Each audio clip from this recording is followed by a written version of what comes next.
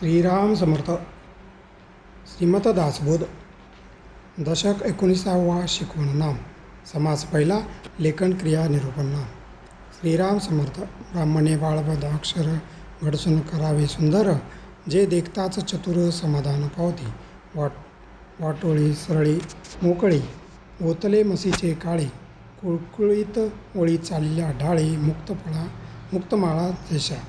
अक्षर मात्र तिटके नीट, नेमस्त पैस काने नीट, आडव्या मात्रा तेही नीट, आकुर्ली वेलांड्या.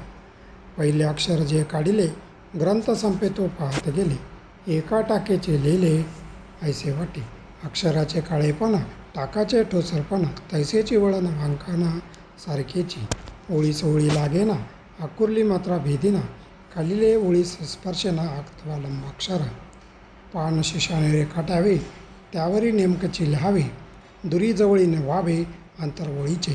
कोठे शोधाशी अडेना, चुकी पाहता सापडेना, गरज केली हे घडेना लेखकापासूनी. ज्याचे वय आहे नूतन, त्याने लिहावे जपून, जनाशी पडे मोहन ऐसे करावे. बहुबारीक तरुणपणी, कामा नये म्हातारपणी, मध्यस्थ लिहिण्याची करणी केली पाहिजे.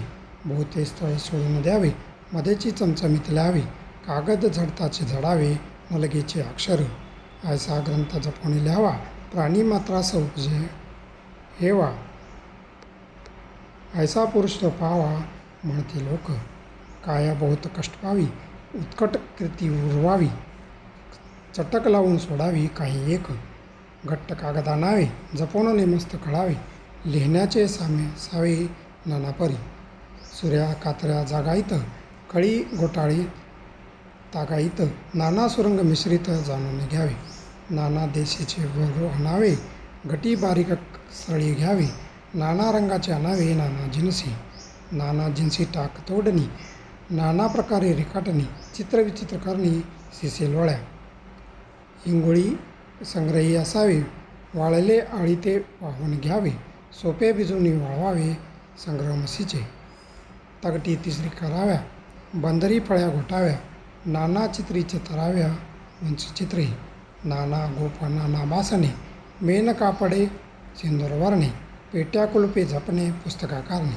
इति श्रीदास बोधे गुरुशिष्य संवादे. लेखन क्रिया निरूपण नाम. समास पहिला. जय जय रघुवीर.